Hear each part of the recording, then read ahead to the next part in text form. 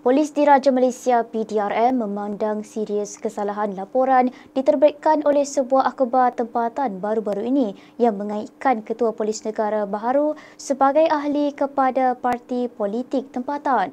Setiausaha Polis Malaysia PDRM, Datuk Kamaruzaman Abdullah mengesahkan Datuk Seri Muhammad Khalid Ismail tidak pernah menjadi ahli mahupun memegang sebarang jawatan dalam mana-mana parti politik sebagaimana yang didakwa.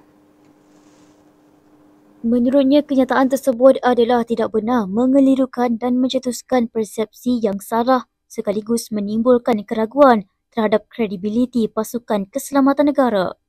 PDRM juga menegur keras kecuaian media berkenaan dalam menerbitkan maklumat yang tidak disemak secara teliti dan telah mencalarkan reputasi pasukan serta individu.